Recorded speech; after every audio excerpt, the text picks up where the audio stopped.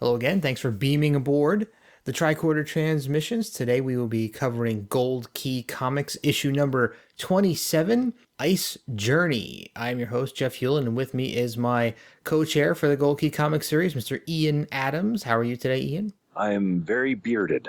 Very bearded. That's interesting. I don't think I've ever seen you with a beard. Yeah, I started growing one after I got back from STLV, and it's kind of like a strike beard, except I'm gonna shave when I leave the boat, basically. So it's here so long as I'm here.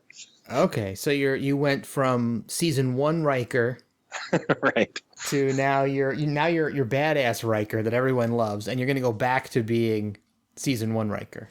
Yeah, I'm gonna become Insurrection Riker by the time I leave here.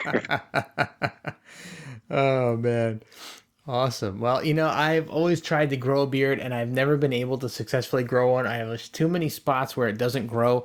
So all I can do is the chin beard. That's all I've been able to do. So I've had that for as long as I can remember now. And I highly doubt I'll ever be cutting it off again. I cut it off once and I'll never cut it off again. So it's staying. The rest of it I try to shave because there's just too many spots. But I would love to be able to grow a beard. I'm jealous of anybody who can grow one. Well, it's there's not much to it.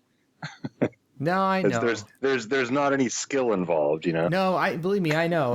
Well, you know what? Well, for me, there would be because it just doesn't happen. There's, I can get it to grow. I could do like the C. Everett Koop beard, where it's just along the jawline, but nothing above that seems to fill in. So it doesn't look right. It's just kind of silly. So I just gave up all hope.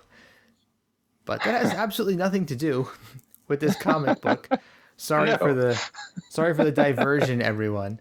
We'll get back to covering Ice Journey here. I know you're all dying to hear about this, and it's the return of our beloved John David Warner, the writer of The Mummies of Hatia 7 and The Perfect Dream. He's 2 for 2 as far as we're concerned here on the Tricorder Transmission. Yeah. The last 2 he wrote were both big thumbs up from me and Ian, so we're hoping for a three-peat today.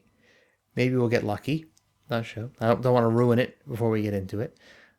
But we're keeping our fingers crossed. We still got our Alberto Giolitti along for the artwork.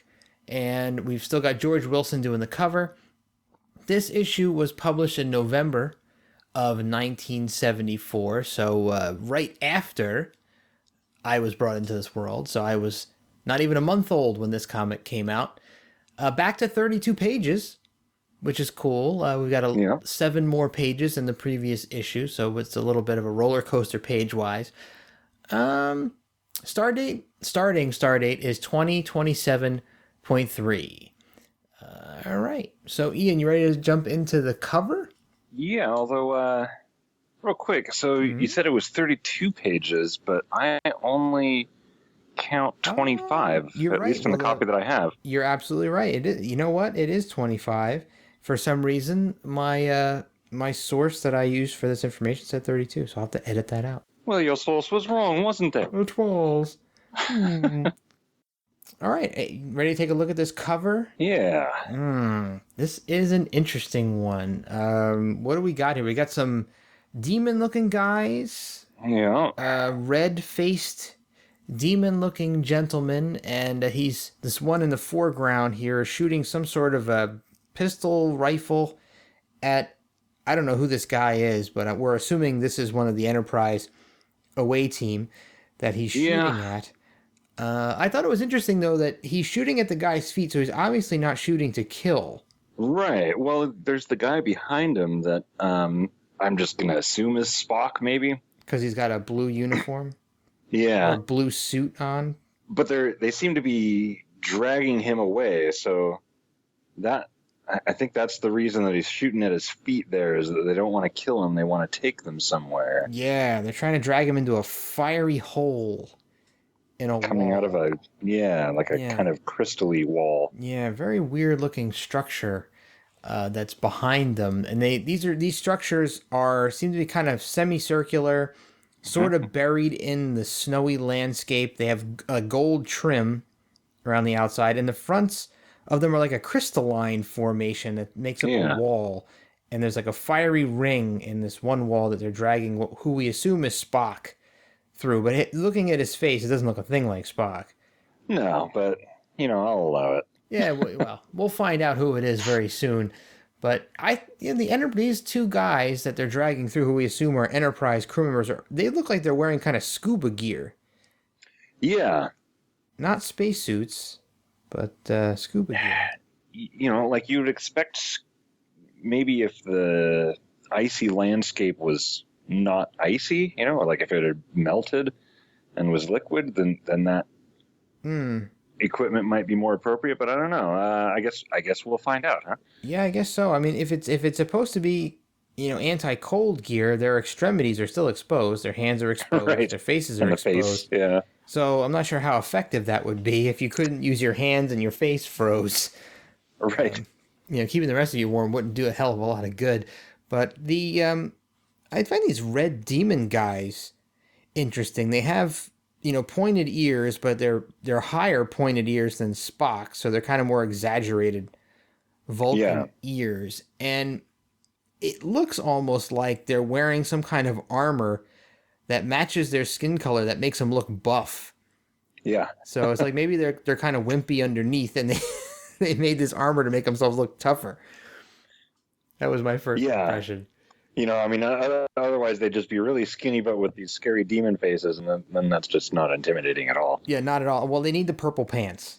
Right. They've got to have the purple pants. That's the killer right there. That's what ties it all together. It certainly does. The tagline here on the cover kind of threw me for a loop because, I'll read it off and then we'll talk about it.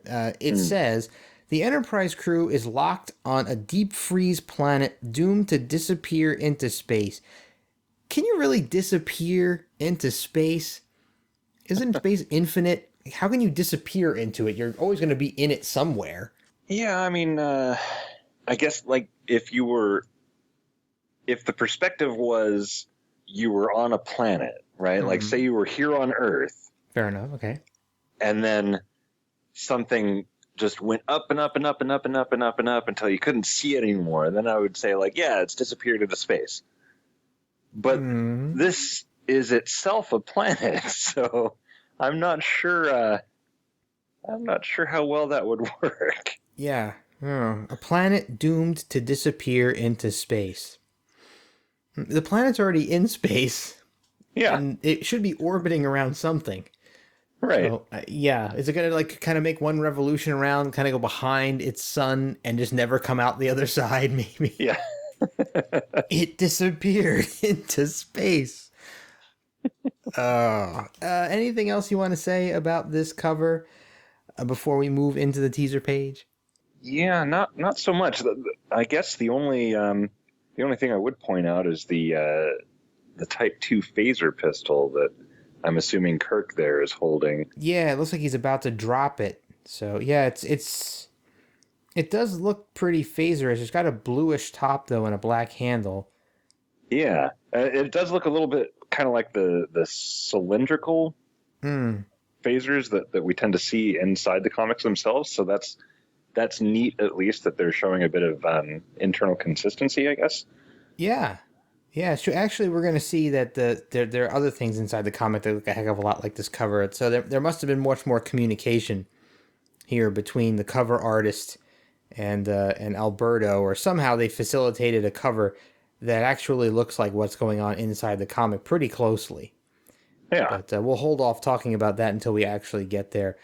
But yeah, there's a lot that we can cover once we get in it, because there's some striking similarities here. So we'll do our traditional pause before we jump into the actual comic. So in case you guys want to avoid any spoilers, you can read this comic and then come back and join us back up again and pick up where you left off. So we're going to start talking about the teaser page for this comic in 3, 2, 1.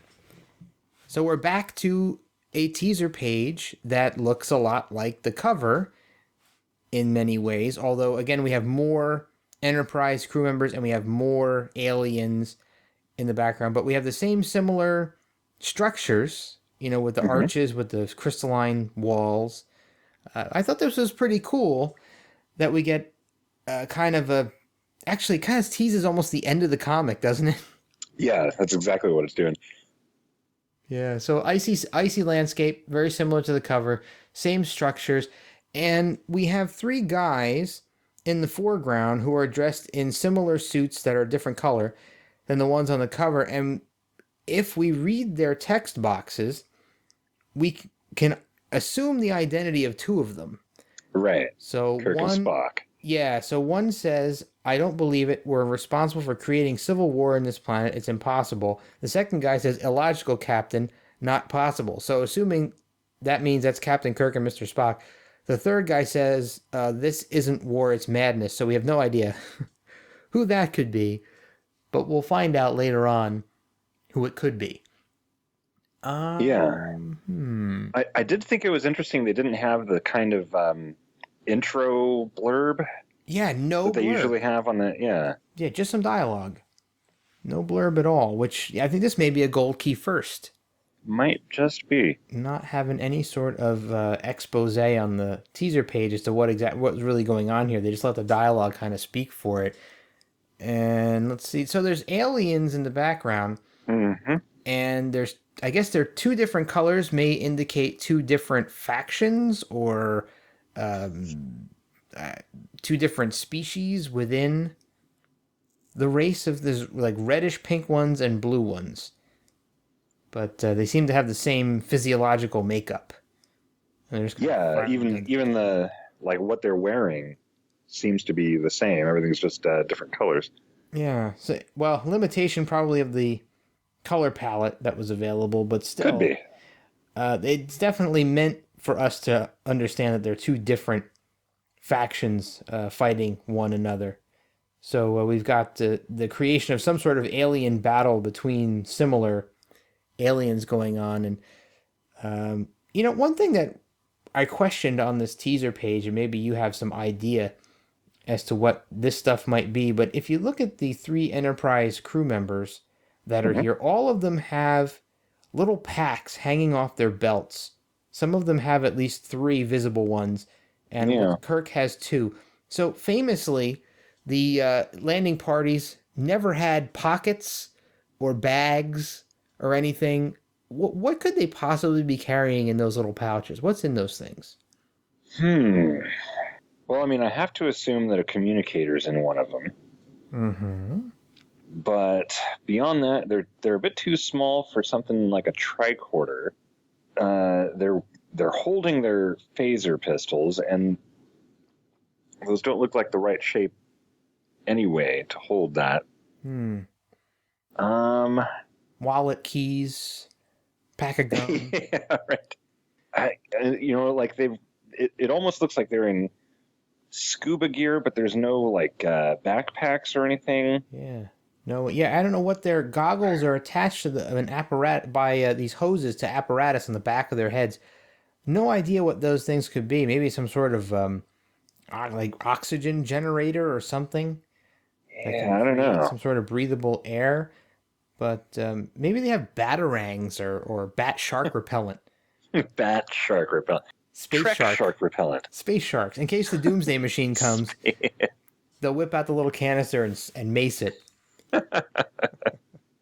Yeah, I'm not sure, but I thought it was interesting that they chose to put little packs hanging on their belts like that. As you know, we've always seen that they have their phasers can just adhere to their belt lines, right? So can their communicators. So maybe that has something to do with these outfits they have to wear.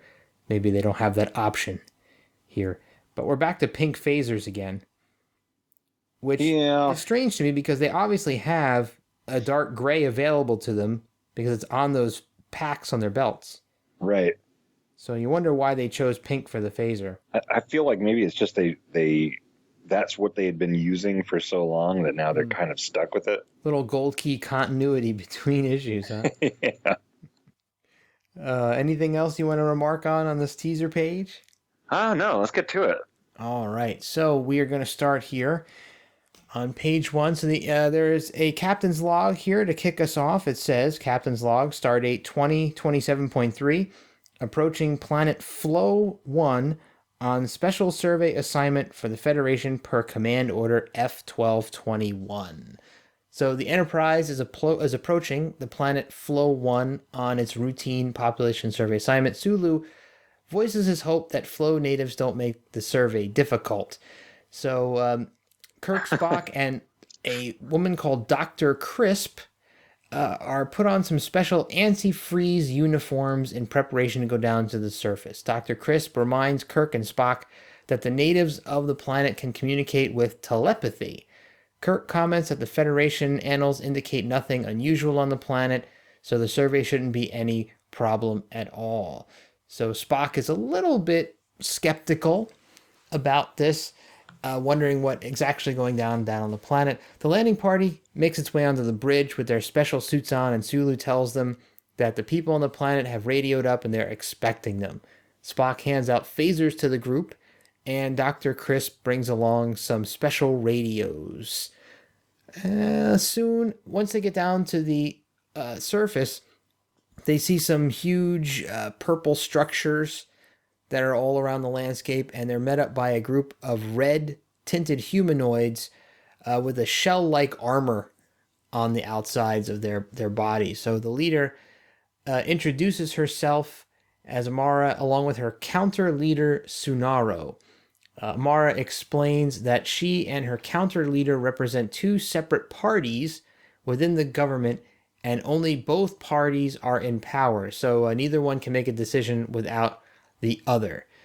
So the Enterprise crew are led to the edge of their city, which is where we find some more of these large igloo-like structures that we've seen prior on the teaser page and the cover. And the doorway into the city is actually a tunnel of fire, which is what we saw on the cover that they were dragging Spock into. Mm-hmm. So a little foreshadowing on the cover there. Spock realizes that the inhabitants of the planet have adapted to their changing environment by sprouting protective shells whenever they're exposed to the cold. So as they re-enter their city proper, which is maintained at the correct temperature, they have to remove their outer shells by exposing them to this extreme heat. So Kirk questions how they could have survived and adapted so rapidly in this changing climate. So her shell being removed, Amara asks the Enterprise crew to follow her into the city. Spock begins to wonder how many of the population actually did survive the climate changes and adapt, and how many perished. So they now understand why the population survey makes sense, because we really have no way of knowing how many of them made it through this big change. And maybe that the Federation have some suspicions about what's really going on here, and that's why they've been sent here. So soon as Spock is thinking these, the Floian people turn on the landing party, and they tell Spock telepathically that the mission won't be as pleasant as they suspected.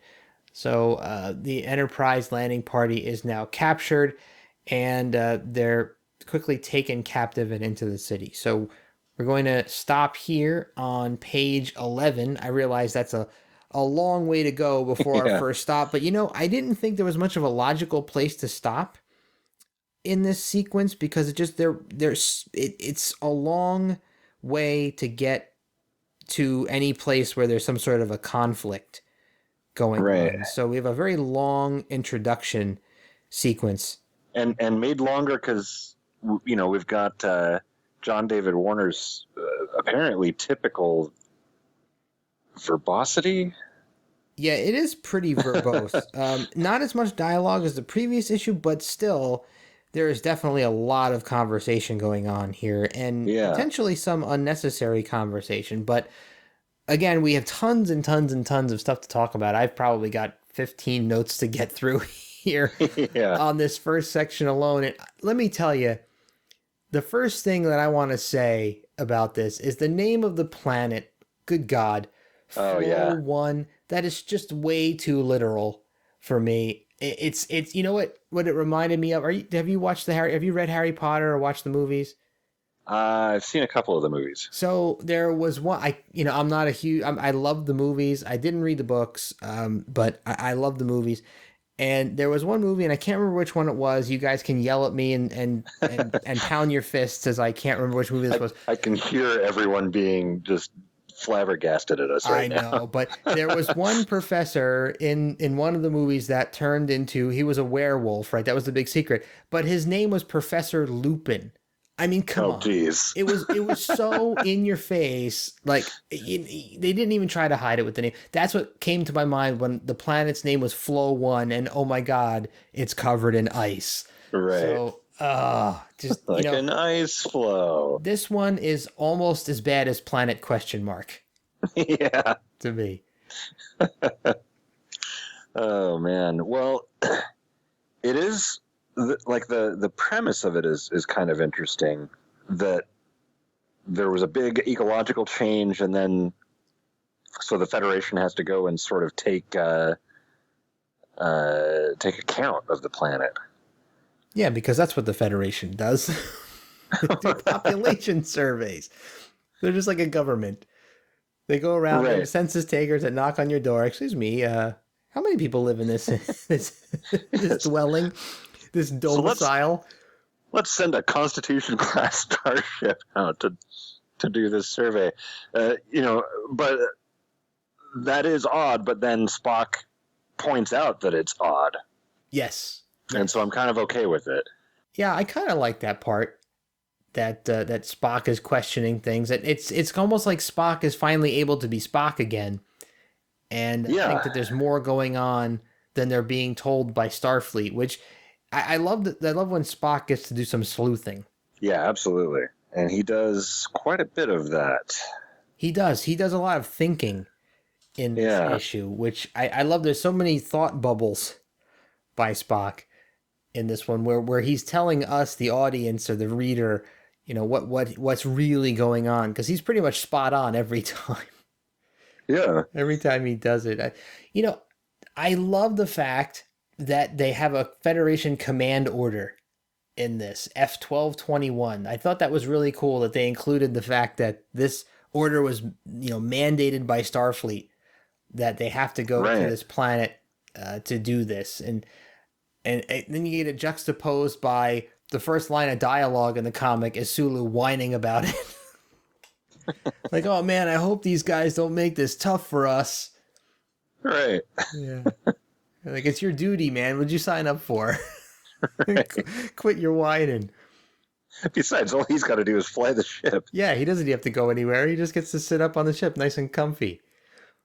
But, another thing that stuck out to me too right here in the beginning is that they mentioned something called the Federation Annals. And I guess that's the compendium of information about all of these Starfleet planets, of which this is a member, by the way. This planet Flow 1 is a Starfleet member that they're being sent to. So they are not going where no man has gone before. They're going where men have gone before. Right. In this issue. And,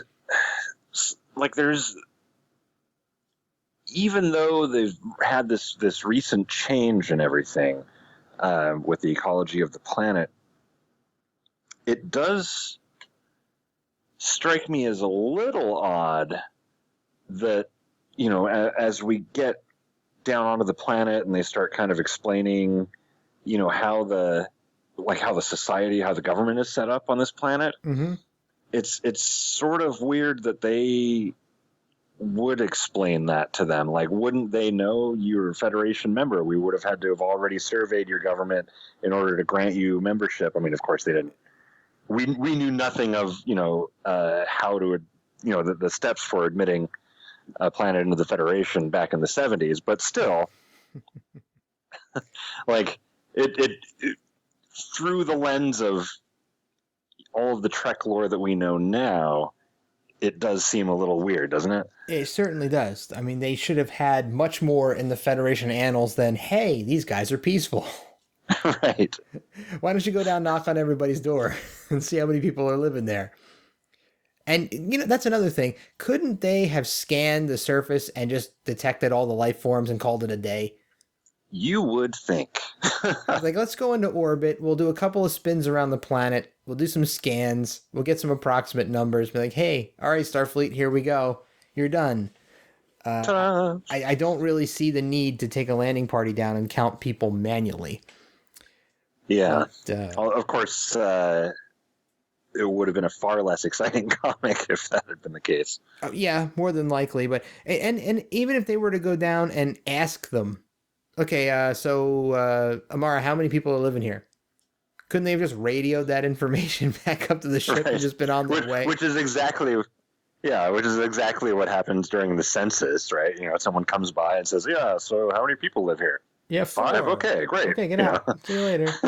The Federation could have just picked up the phone and called them. Like, Right. Hey guys, just checking. Are there less people there phone. now? Less people. Okay, less. Okay, great.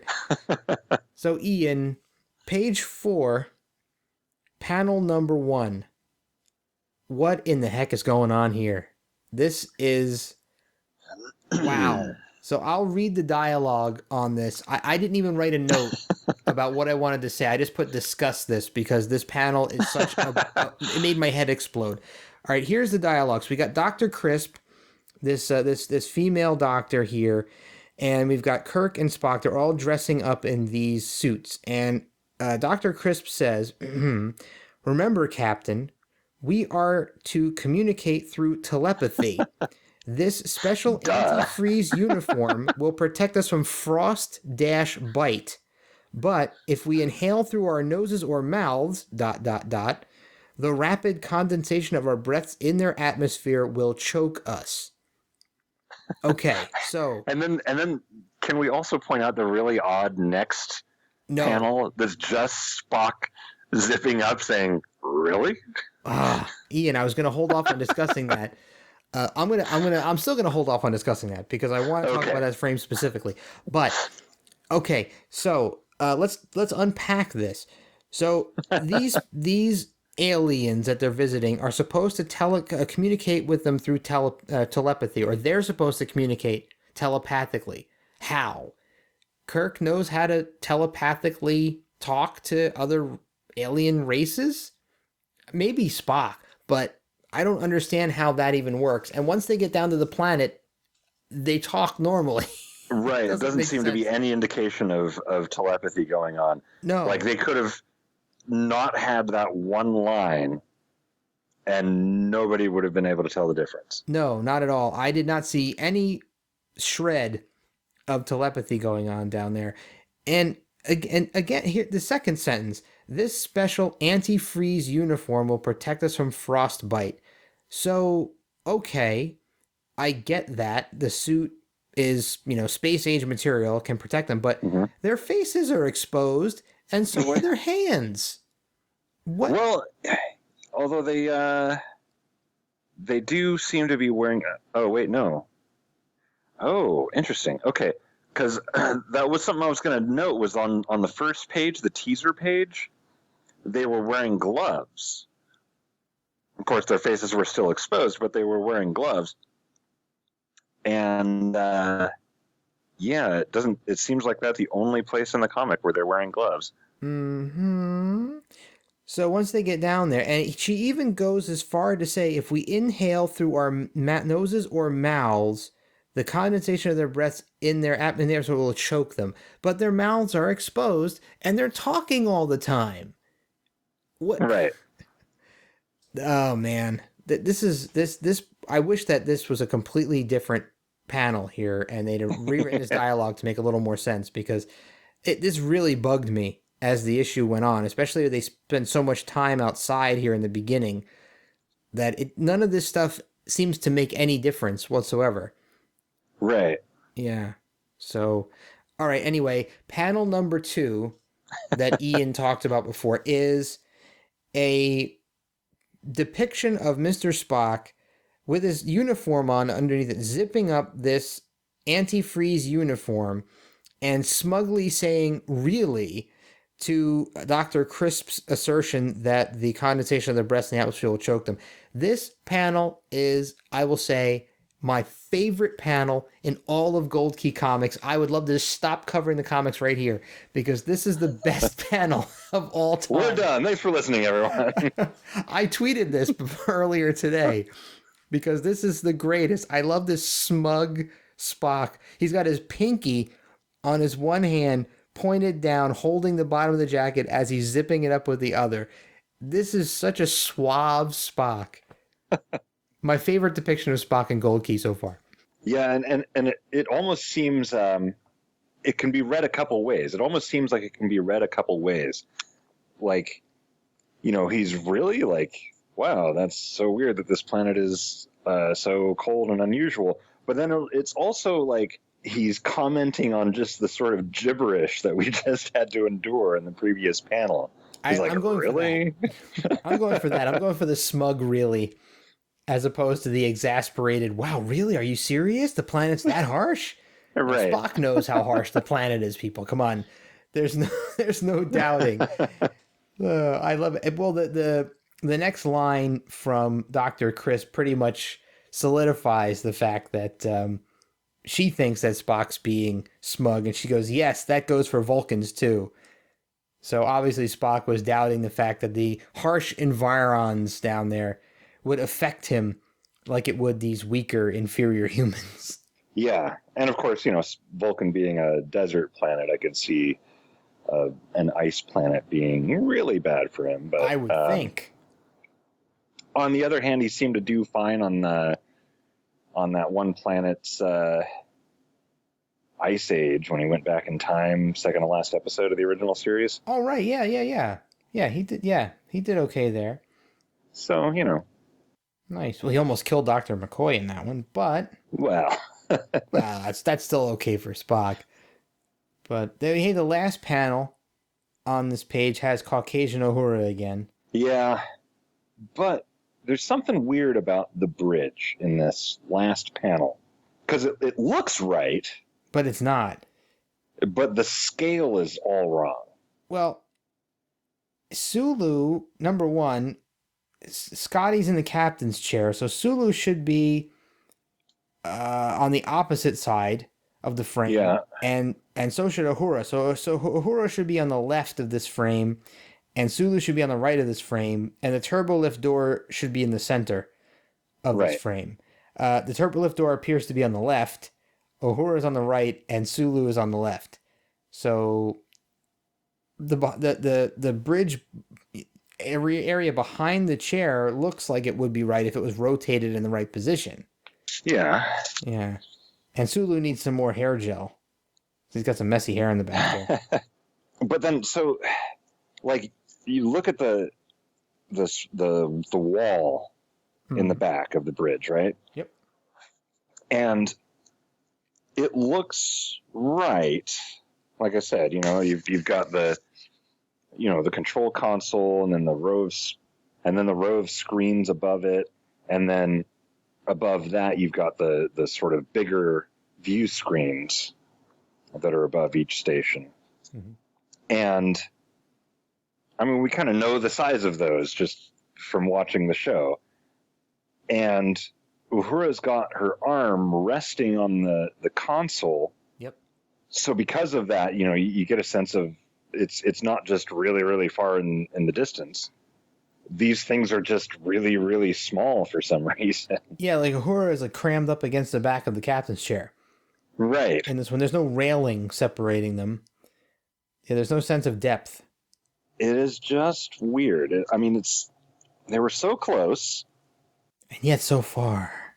But the railing is there. If you go to the next page and go to the first panel, which is another angle on the same scene, the red railing is there, and there's a door that Kirk, Spock, and Dr. Crisp are coming through that is not in any way, shape, or form a door that you would see on the bridge of the Enterprise. It's that kind of A-frame. Yeah, it's an A-frame door as opposed to the real turbolift doors, and it's in the completely wrong place on the bridge. So you're seeing Scotty in the captain's chair, who is still facing Sulu in the navigation console, and off to his left is where this door is. Yeah. So another very questionable choice. And that's another weird thing about this too. Why do they have to walk back through the bridge? Yeah, why don't they just head on to the transporter room already? Yeah, we're supposed to assume that they're in some sort of room next to the bridge, getting suited up in their anti-freezing suits, and then have to go back through the bridge and then down the turbo shaft. I mean, that seems a little inefficient. Right. Yeah. And then, so they've got these teleradios Yeah, this is cool, actually. I kind of like this. Yeah, the teleradio. So the last panel on page, what is this, 5, you see Dr. Crisp talking about these teleradios that they want to bring down for strictly for the purpose of having Scotty play music down to them through these radios so they can listen to music and make the job less boring. Right. But it's funny, it sounds silly, but I love the fact that they're talking about music in Star Trek. When was the Yeah. last time you saw someone, in their quarters listening to, music through a speaker? Or have a little, like a radio next to them in engineering while they're working on fixing something. Right. It makes them more human. I mean, I know I am a big music fan and I listen to music all the time, and I know a lot of people who are, and I always was a little disappointed in the future because in Star Trek future because no one listens to music anymore. Right. And apparently there was no music, the Star Trek Beyond notwithstanding, there was no music made after about early 1950s. Yeah, and the Beastie Like, Boys, right? So no, there was no music. The right. Beastie Boys ended music as they made the best music that could possibly ever be made, Yeah. and no And one Public decided to Enemy. make right. So after Sabotage came out, every other band and artist said, "You know what? Forget it. We're just not doing this anymore. We can't. I Top give this. up. We give up. We can't top this." But maybe that's what Dr. Chris wanted to hear. She wanted to hear a Yep. little fight for your right to party, and while she's surveying the surface of the planet. So teleradios, I think, is a really cool reference, though. I really like the fact that we've got someone wants to listen to music in Star Trek. I guess the tele is supposed to reference the telepathy thing, but then I don't know. Maybe I it was don't just a know. spin on television. Maybe they were like, well, it's a teleradio Yeah.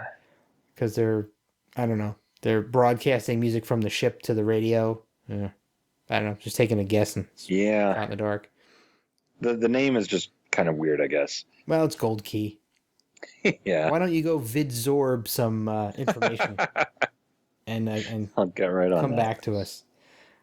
Let's see what else. Page 6, panel 2. We've got these feet binders. So Spock and company are on the planet and they're walking on ice, and Spock says, "I must say these feet binders are exceptionally well built, Dr. Crisp. Earth people can be extremely practical at times." So he's referring to some apparatus in his boots that are binding his feet to the ice and making it easier for them to walk around. Yeah, like almost like magnetic boots, That's but what it made me for think ice. of. Yeah, that's what it made me think of. So pretty neat there that they've got some way of I like the fact that they thought of this in the comic and made an effort to make it at least more plausible that they could be down on this extremely harsh environment and be able to walk around and not freeze to death. But that doesn't last long because they wind up meeting up with the Flowian people who seem to know Mr. Spock. They call him the most honorable Mr. Spock. Right. So they say, "Welcome, Captain Kirk, Dr. Crisp, and most honorable Mr. Spock." One wonders why they call him that. His reputation must precede him. I guess. I mean, maybe, his dad's a Federation ambassador or something. So you're saying Sarek has been here? Maybe. Maybe Sarek makes the rounds. Yeah. Yeah, he gets. Well, wouldn't it? Well, never, I'm not going to say that because that's going to throw us a little bit ahead into the issue here. But this is another one of the parts that makes me scratch my head on the next page. Page 7, panel 1. One of the red aliens here says, it responds to Kirk. So Kirk says, "Thank you, delegate. I must say I wasn't entirely prepared for ... And the red alien says, "Meeting people who look like your Earth turtles." They don't look like turtles, dude. No. They don't like turtles at all. They don't even look like Ninja Turtles. No. I don't know where that reference came from. Are we to assume that the people from Starfleet who came to this planet before told the Flowians that they look like Earth turtles? Yeah. or maybe brought Oh no, turtles with them. I But hope they didn't, because they probably instantaneously froze. Unless they had little turtle antifreeze suits. we're getting a little bit ahead, but because the turtle shell thing, according to dialogue a couple pages later, seems to be some kind of recent development Yes, I agree. in their But still, physiology. yes, but they still don't look like turtles, though. That's the thing. Right. They're not green. They don't walk on four legs. They're upright. They're humanoids with what looks to be armor on them. Yeah. So I don't know where the turtle reference comes from. Yes, they have. We're getting ahead of ourselves, but yes, they have shells. But I still don't. Just because they have a shell doesn't mean they're a turtle. Like a lobster Right, and how would has a they have even shell, heard of it? and it doesn't look like a turtle. You know, an oyster has a shell, and it doesn't look like Yeah. a turtle. So I'm sorry, I'm fixating on this, but I just don't understand the turtle reference here. And if any of you guys out there reading along with us on this comic or have read this comic, let us know what you think about that Earth Turtles reference. Because last time I checked, Earth Turtles don't walk upright. Unless they're of the ninja variety. Or are they pink? Well, they're not real, Ian. It's like Santa Claus. Let's. I don't care what Michael Bay says. Ninja Turtles aren't real. But or maybe they're Ninja Turtle fans on Flow 1. Who knows? Oh, page 7, panel 2. I love this. The word fascinating. Yeah, But it's not Spock that says it. right. I wonder if only that word bubble were emanating from the character on the left. That would be a really cool reference. Yeah. But it's Dr. Crisp who says fascinating. Yeah, the counter leader is next. You can take this one. So basically, they've got the 2-leader system, it seems. Mm-hmm. That would be all you would have to say, right? If you were explaining someone like, oh, yeah, this is like my co-leader, Yes. right? Instead, they spend a couple walls of text explaining, like, down to the detail how it works. And then this is the part where I kind of have an issue, which is that these guys are Federation members. How they're, because they even say our system is now 200 Earth years old. So they should be aware of it, because in order to join the Federation, they would have had to have known about, what kind of government they have, so that, it's not like some sort of authoritarian dictatorship that's getting admitted into the Federation or whatever. You know what I mean? Like, I just had a thought. I had an epiphany. The Federation Annals. Oh my God, I just bridged 2 science fiction franchises in my own mind. The Federation Annals are the Hitchhiker's Guide to the Galaxy. oh no. It's mostly harmless. That's all you get. You get a couple of words to describe every planet. Right. There you go. So this was mostly peaceful. That's all you get. You don't get this verbose description of what the government is like, because who cares? It's mostly peaceful. Yeah. I always go for the joke. I apologize. But yeah, on a serious note, Ian is absolutely right on this one. I think that they waste far too much time describing the system of government. I'm not going to read all of this out because it's walls and walls of text, but a simple system of checks and balances where Amara and her counter leader represent 2 separate parties, but both parties are in power. Okay. And they just have to talk about stuff. Yeah. So the 2 of them talk about stuff. That's pretty much what it boils down to. Like, you could have just said that. But, and the broader implication here, or the broader thing, this has absolutely no bearing whatsoever on the rest of the comic. Right. None. This gets mentioned and talked about ad nauseum here for several panels, but it has no impact on the things that happen from here on out. Yeah, the only impact that it has is that, there's 2 leaders instead of 1. Yeah. Big whoop. Big whoop. And it's not like, and that's the thing, is there is actually a separate contingent of these aliens who are a different color, as we saw on the teaser page. But the 2 co-leaders are not of these different colors. They're the same. They're both the red aliens, the red Flowians. So Yeah, we'll learn a little bit more, but I think it's kind of funny that the red aliens have two leaders that talk about how to govern everything. There's two separate parties, but neither party is the other blue race of aliens, Right. which would have made more sense. And then the page after that, when they start talking about the city, then has some really, I thought, kind of just odd dialogue, right? Because Kirk's like, isn't this the city? Honorable Mr. Spock is, oh, I guess it was Spock saying it. Honorable Mr. Spock is very perceptive and correct. No, Captain, the city is there in our buildings. Like, yeah, that's what cities are made of, buildings. Yeah, really. Good job. Yeah, more Yeah. wasted panels, I think.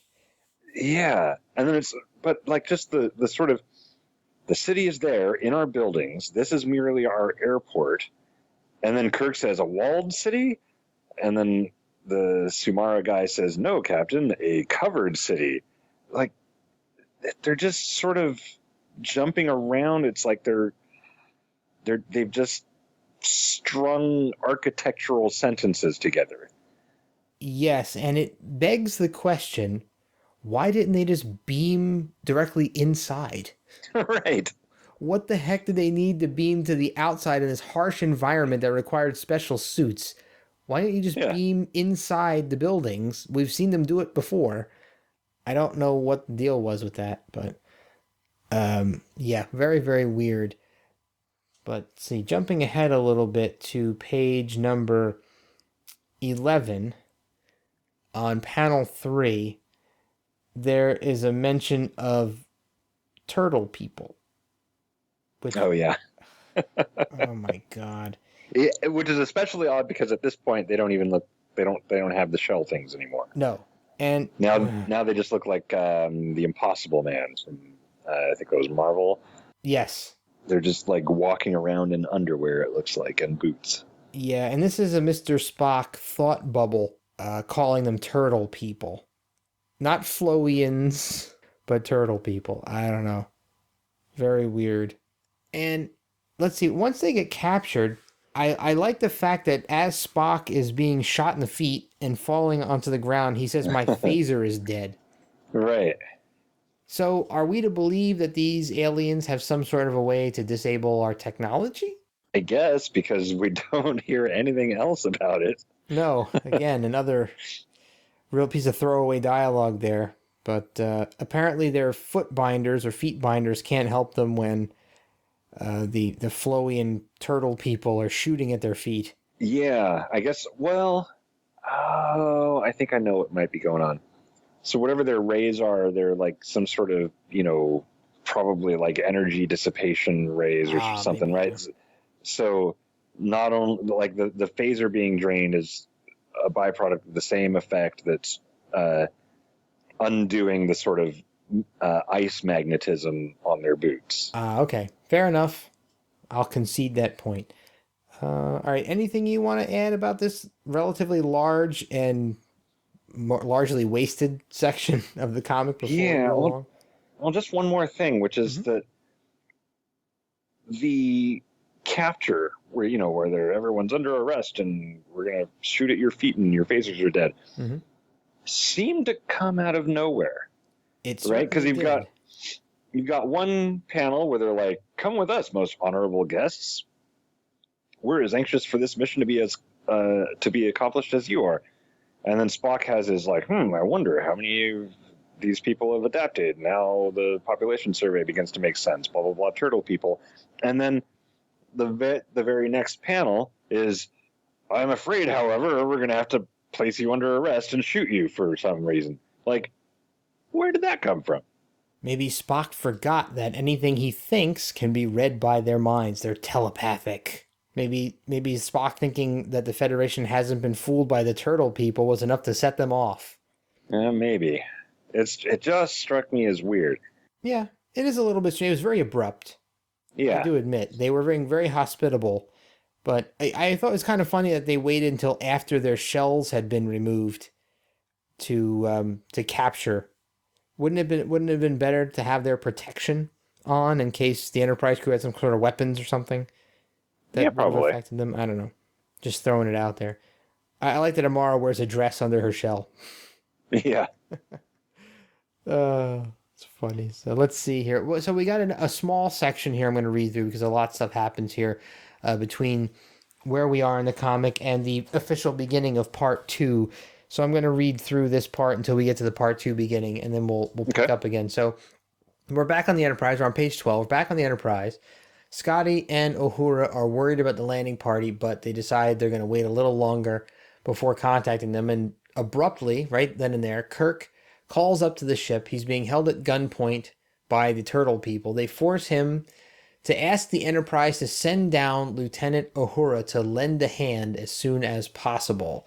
So Uhura leaves the bridge and prepares to get down to the surface.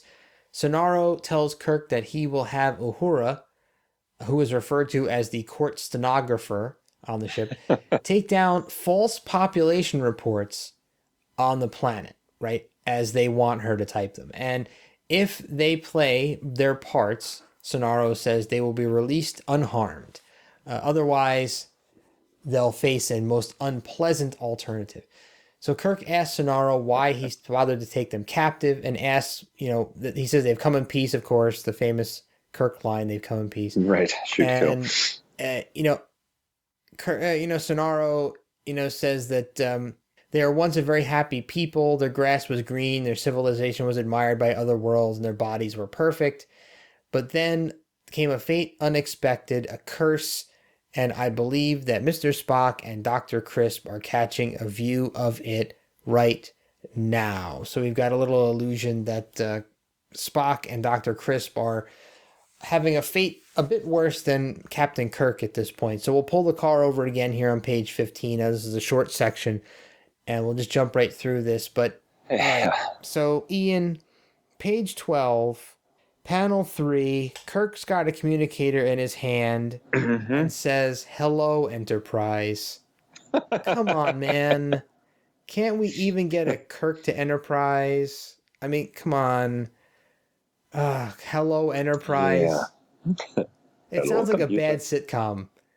Hello, Enterprise. I don't know. That just kind of made me sad. I sighed when I read that.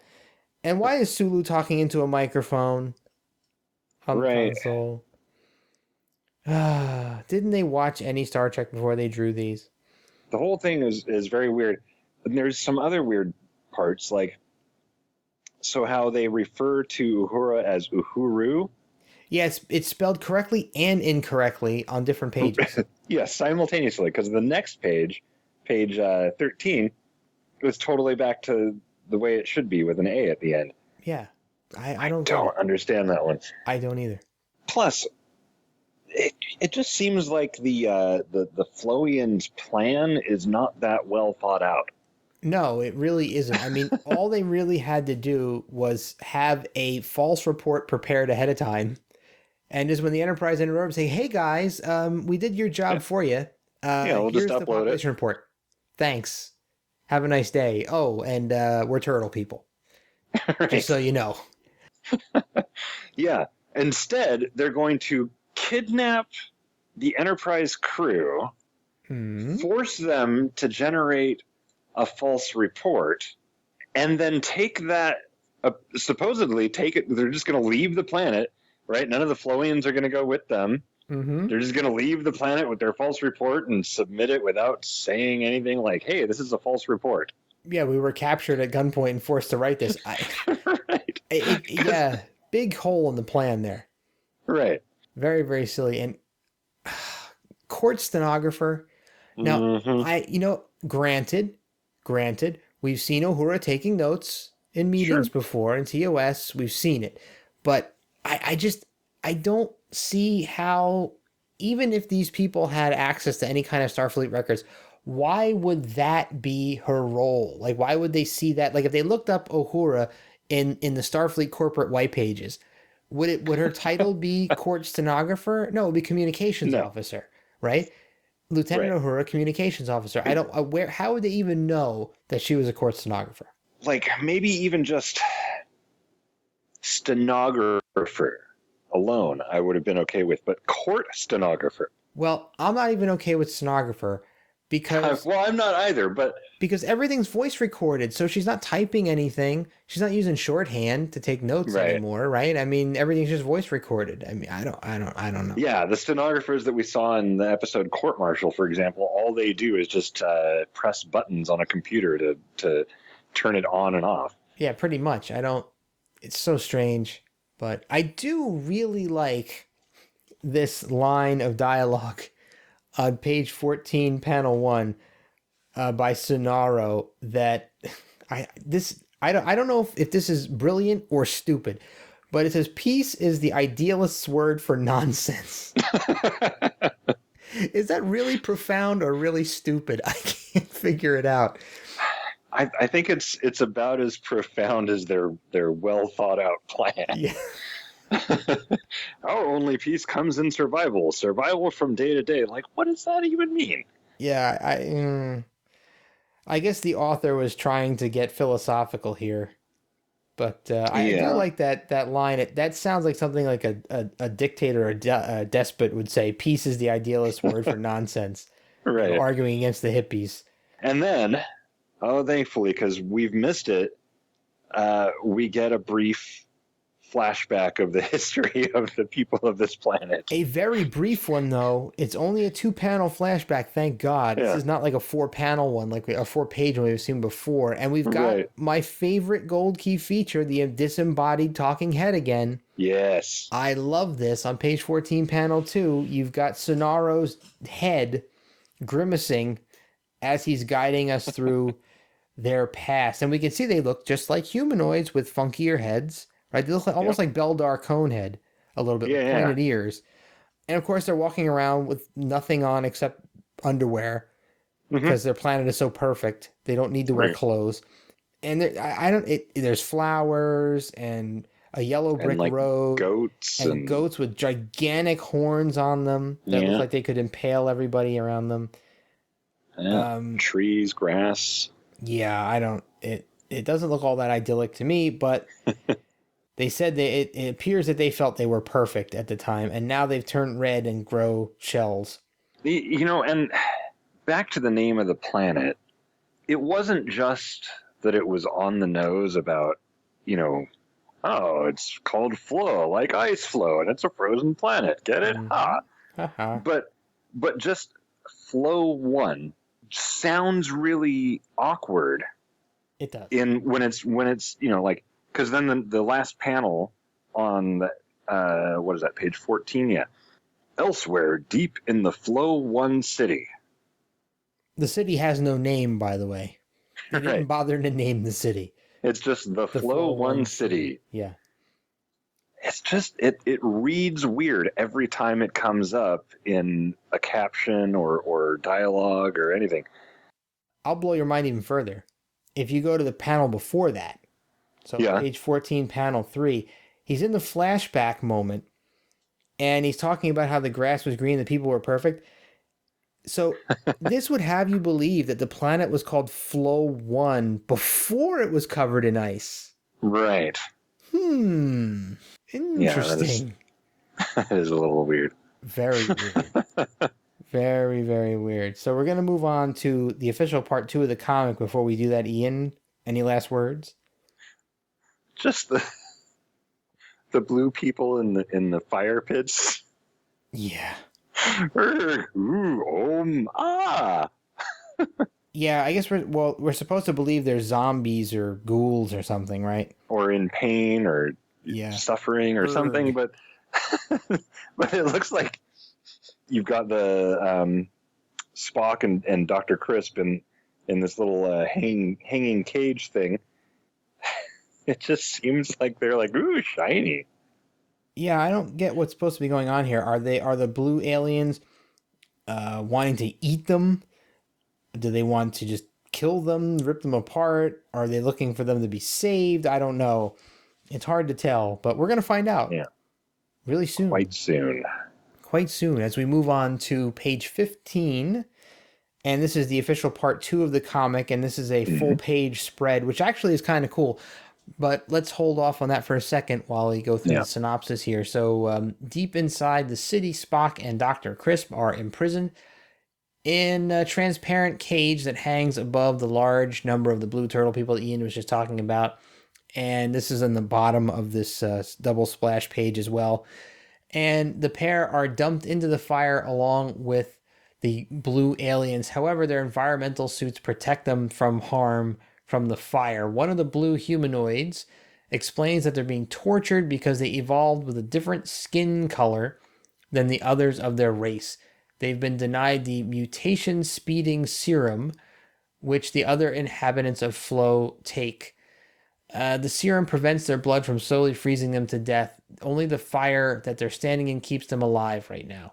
Spock discovers a large video screen that is capturing the torture and realizes that the humanoids are being killed slowly as an example to others who do not follow the orders of Sonaro and Amara. Spock offers to help them escape if they'll show them where the mutant speeder serum is being stored. Meanwhile, Kirk and Uhura are transmitting the fake population report that's being dictated to them. Uhura manages to jam the transmission, but the turtle people discover her sabotage attempt and prepare to kill Kirk and Uhura. At that moment, just in the nick of time, Spock and Dr. Chris break into the room carrying a disc-shaped weapon and hold the turtle people at gunpoint. Spock explains to Kirk that the blue humanoid turtle guys gave them the disc, and it acts as some sort of neutralizer to the serum, which causes the freezing process to begin again. So that's why the red turtle people are afraid of it. The humanoids who control the planet send those who rebel to the torture chamber, and those who don't become slaves. Without the serum, they're unable to escape from the fire chamber since they would soon die of frostbite due to the extreme cold. So we're going to pull over on page 22, but we're going to roll back to page 15, and this is the catch-up page, which is the official beginning to part 2. There's a captain's log here, a very verbose captain's log, which I will read. It says, Stardate 2027.5, Lieutenant Uhura and I are being held prisoners by 2 leaders of Flow 1. Dr. Crisp and Mr. Spock have vanished. It is clear that Amara and Sonaro intend to do away with the crew and me as soon as Lieutenant Uhura writes a false report about their mad society for the Federation. My only hope is that we manage to fool these tyrants and come out alive. I have lost all communication with the Enterprise. But I kind of like this page, though. I like this. Yeah. 2 scenarios on the same full page spread divided by kind of a black smoky line. So we see the fates of both halves of the landing party. Yeah. And I kind of like just the composition of it, right? You know, You've got the Kirk and Uhura being flanked by these 2 guards up above and everything, you know, obviously they're imprisoned, but it's pretty serene. They're not in, you know, there's not much going on visually, right? Like, you know, in terms of like action or anything like that. But then cut to where Spock and Dr. Crisp are, and they're being held in this cage in a literal fire pit with all these just like flailing blue people. And then the 2 hands in the forefront, I love the way that looks. Yeah, they're disembodied hands. It's almost as if the reader is reaching out their hands exactly into the scene. It's pretty, because it's almost like a first-person shooter where you have no weapons in your hands. Yeah, I just like it.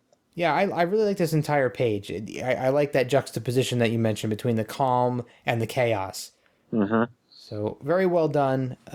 I really, really enjoy that. So the next page, page 16, panel 1, more strange dialogue in my mind here from Dr. Crisp. And I'm going to throw this out to you. I'm sure that you saw this as well. It says, I believe that's just what their leader and counter leader have in mind for us. We are being burned at the stake for knowing too much, just like it happened on Earth light years ago. So light years is not a measure of time, Dr. Crisp. You should take away your doctor status for not knowing that. Right. But wait, when were people burned at the stake on Earth for knowing too much? Are they talking about like the witch trials? What are they talking about? Yeah. Do you recall when people were burned at the stake for knowing too much? Are we burning scientists somewhere and I'm unaware of it? I mean, kinda, because stuff like, well, Galileo being put under house arrest, but that's also not being burned at the stake. It's very No, different. So yeah, I don't get the it. Did I witches mean, know too much? Is that what she's alluding to? yeah, it's I'm a not sure. weird.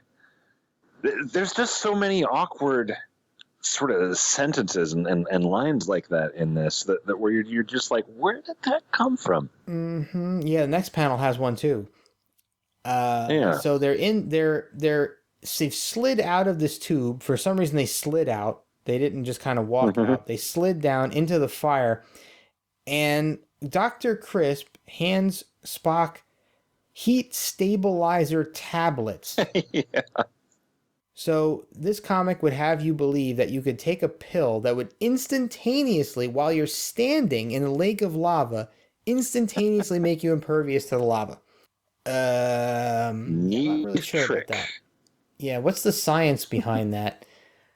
Don't know. Maybe this is a Star Trek thing. And wouldn't it be like a hypo? Why would they be tablets?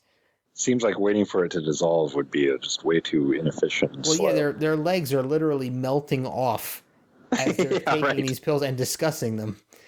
So that and the mutant speeder serum, mutation speeder serum, Yeah. another head scratcher. So we're supposed to believe that there's some sort of a serum invented by the red aliens that sped up the mutation and keeps their blood from freezing, I guess.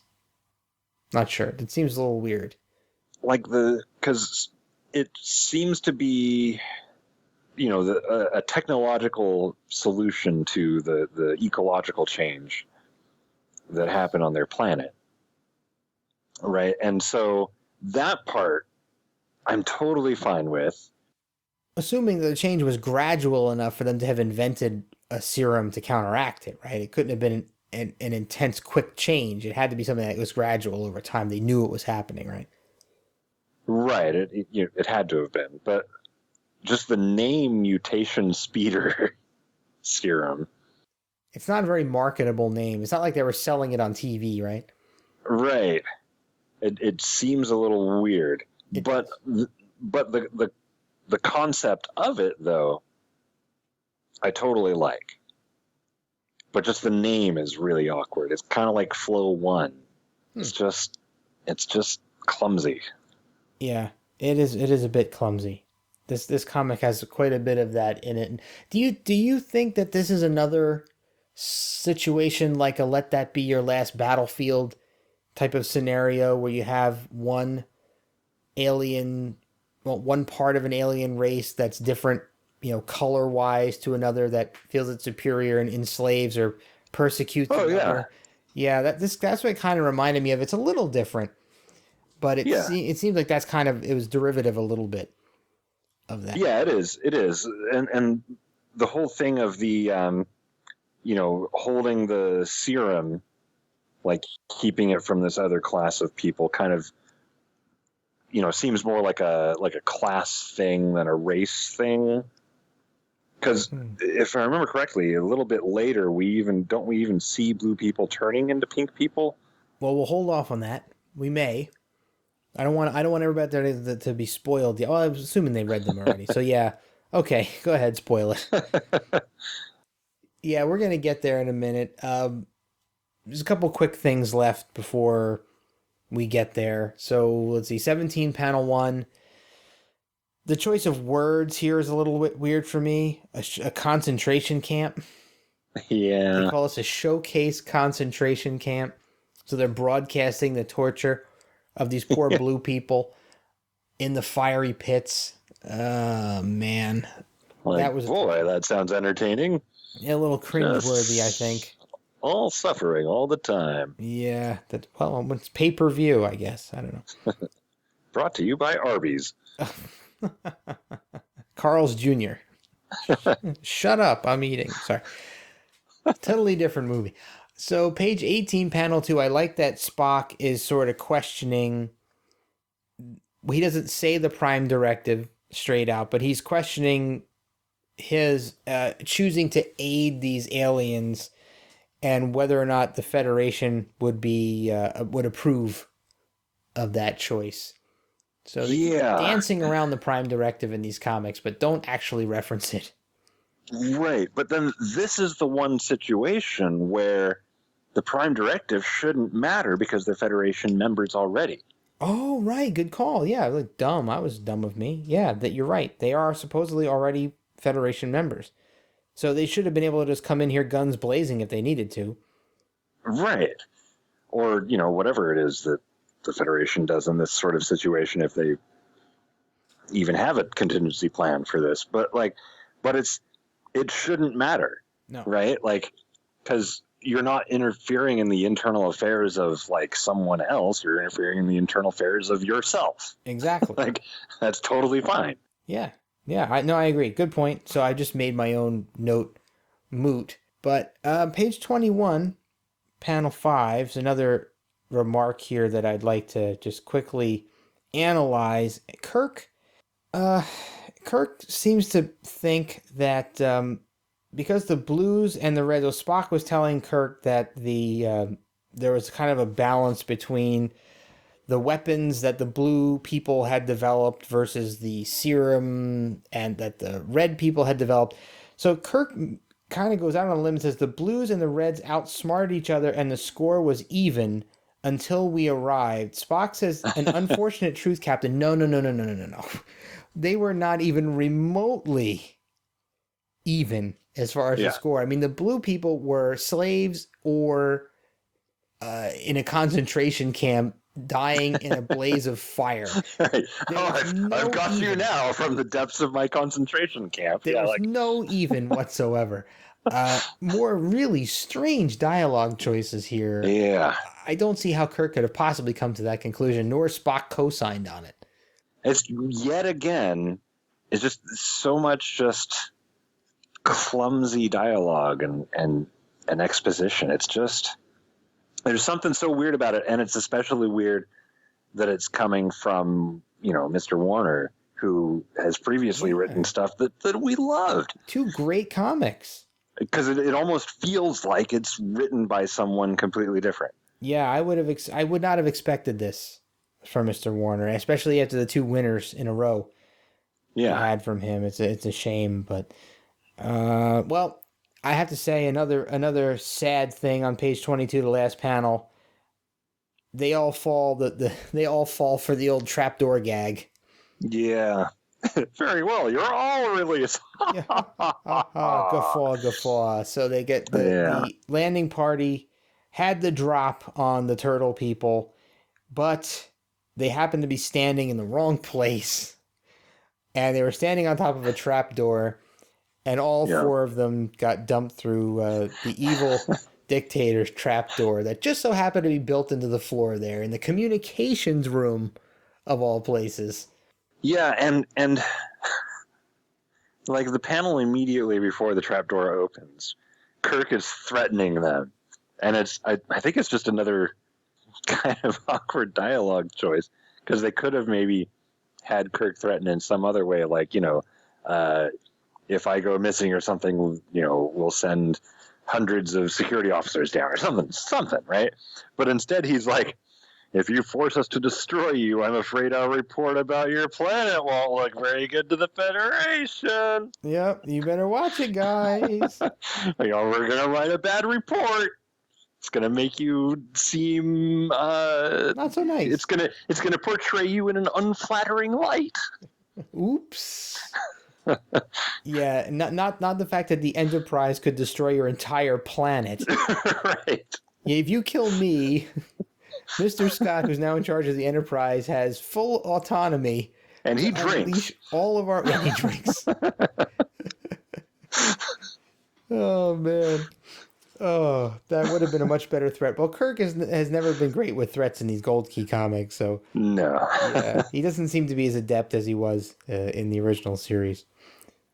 But are you ready? This is not the Corbinite maneuver. No, this Kirk. isn't. No, not at all. Not at all. Are you ready to conclude this? Oh, please, God, yes. Okay. So, picking up on page 23. So, the Enterprise landing party Oh God, I don't want to stop here for this, but I'm going to stop here for this. So Yeah. they fall through the trap door, and the trap door just happens to lead to the very room that the red aliens were trying to keep secure in the first place. Yeah, you can't like have a trap door over like a prison cell or something. Or onto like a bed of spikes? I don't know. Isn't that what Right. always was underneath the trap door? Or Yeah. alligators or sharks with Right. lasers on their heads? I don't know.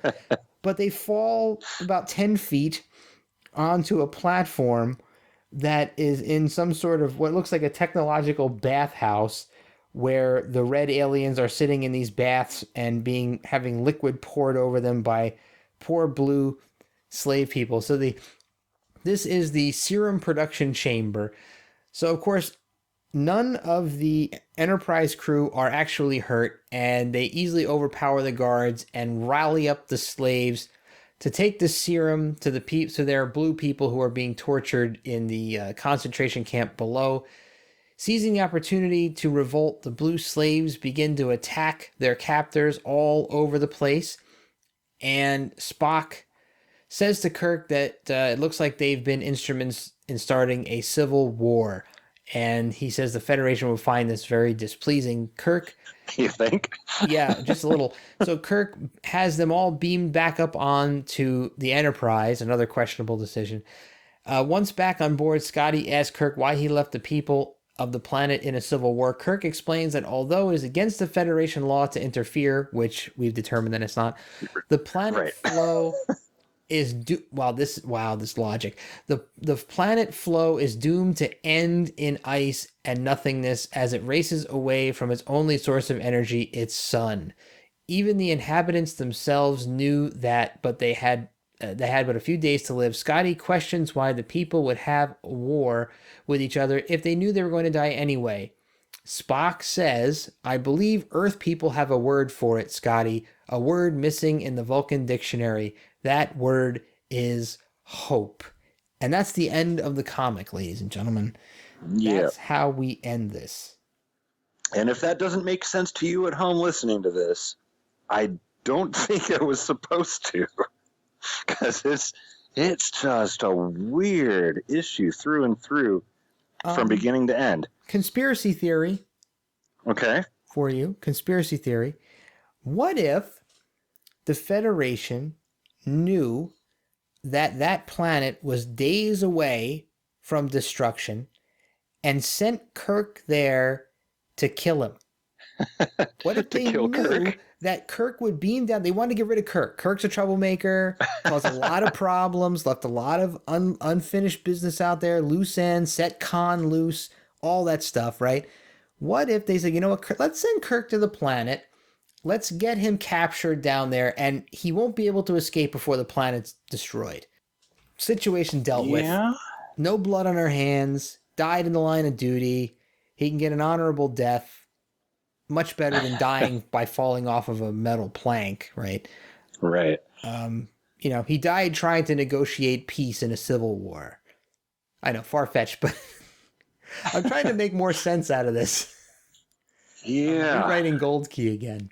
I mean, because the dialogue was weird. Like, it was a lot of the dialogue and just felt like it had been translated out of English and then translated back into English. Oh, interesting.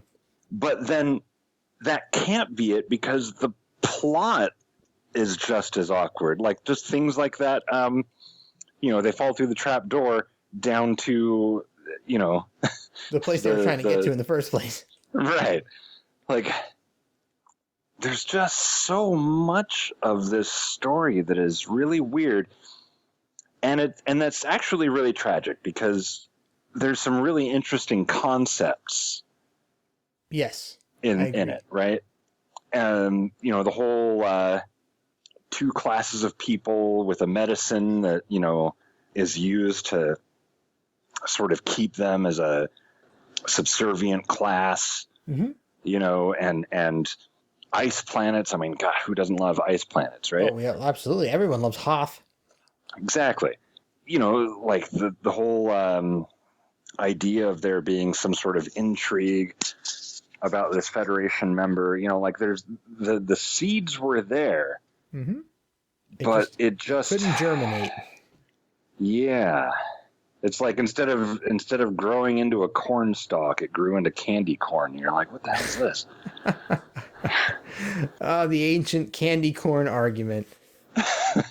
But one thing I can say I do really like is on page 26, panel 1, there's an incredibly great likeness of Uhura, despite the fact that her skin is the wrong color, but the facial features and the hair are really good.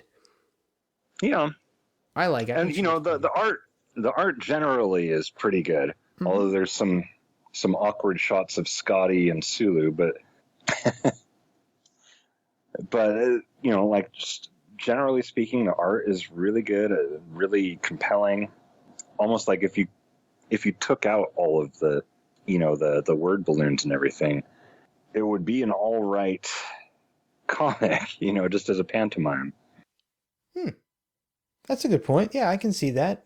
Maybe someone will go in and Photoshop them all out. Yeah. Yeah. So, well, at least the ending, as questionable as Kirk's decision to beam out at the beginning of a civil war and not even try to stop it. Right. Of a Federation member. Yeah. As questionable as that is, at least the ending wasn't as rushed as usual. I felt like at least we had a little bit of epilogue there at the end. At least a page or so. 2 pages instead of just one, or sometimes or a half. panel or two. Yeah, half a page. So that was nice. But that strange Spock quote at the end kind of threw me for a loop. I don't know if it was supposed to be like it wasn't the comedic ending. No. That we seem to get quite often. It was almost a philosophical ending. Maybe Spock giving us a little bit of a dig at his own people by saying they don't have a word for hope. But I don't think that the word hope is the right word to describe what the Civil War was about. Yeah. Yeah. Or why you would pretend that life is going on as usual. Yeah. Yeah. Hope is definitely not the word that I would use in that situation. No, most definitely not. So unfortunately, I'm gonna have to go non-essential. Yeah. Non-canon, non-essential on this one. I don't know about you, Ian. I have to agree with you on this one. This one, read it if you really, really want to, but you're totally safe. Yeah, you're not going to miss skipping anything. this one. It doesn't bring anything new to the Trek universe. In fact, I think Kirk's decisions in this one kind of damage him. Yeah. From a character perspective, so it may be more detrimental from a Kirk perspective to read it. I do like the fact that Spock does a little bit of sleuthing in this one, and he has a little bit of little detective work in his own mind to figure out what's going on. That's kind of cool. The teleradio thing is neat. I like that. The music part. The suits are kind of neat. Suits are an interesting idea. The antifreeze suits, but again, I there's nothing really here that I think carries on into the rest of the universe. Yeah, and the awkward writing in it is just turns it into a slog getting through. It certainly does. So sadly, no three-peat for Mr. Warner here. But he still has plenty of chances to redeem himself. He has several more. His next one I think is issue 31. Yeah. So we got a few in between before we get back to him. Maybe a little sabbatical. We'll get him back into form. He just needed a vacation. That's all. Yeah. Well, don't we all? So, Ian, anything you want to say in closing before we wrap this thing up? Just that it's unfortunate. Sure, I agree. The seeds were there, but boy, it was just a painful issue. I agree. It's a shame. I was disappointed a little bit. I was let down. But plenty more Gold Key to go before we finish up the whole series. So plenty of hope left in the future, even though there's no Vulcan word for it. Plenty of hope left. I see what you did there. I came right back around. So, but if you're hoping to find us online or on social media, you can definitely do it. We are at the tricordertransmissions.com, facebook.com/the Tricorder Transmissions, and TTT_pod on Twitter. You can find us all at any of those, but you can find us individually. I am J_BENJ. That's J_Benj on Twitter. Ian Where can they find you? At ep117 on Twitter. All right. So look us up there if you want to have a chat about this issue or anything else we've covered. We'd love to hear from you. Also, it can't hurt to leave us an iTunes review if you'd be so kind as to jump over to iTunes, look up the Tricorder Transmissions, give us a star rating or even a written review. We'd love to hear from you and what you think of the show. And something else that we don't mention on the show that we really should is we also have a YouTube channel. And all of our stuff is available on YouTube, and you can comment there as well, and we'll talk back to you. So just all of our episodes in every series, we have a playlist for each series. So if you go to YouTube and look up the Tricorder Transmissions, you'll find all of our playlists on our YouTube channel. You can jump into the Gold Keys, you can do our Shore Leave series, Tavacron, all of it's there, and it's kept up to date as best we can. So we'd love for you to jump over there as well. And what else? Merchandise on redbubble.com. Still got some new stuff coming down the pike, so keep an eye open for that. There's always new stuff hitting the merchandise channel there. And that's about it. So I guess we will see you all again next week on another episode of the Tricorder Transmissions. Thanks for tuning in.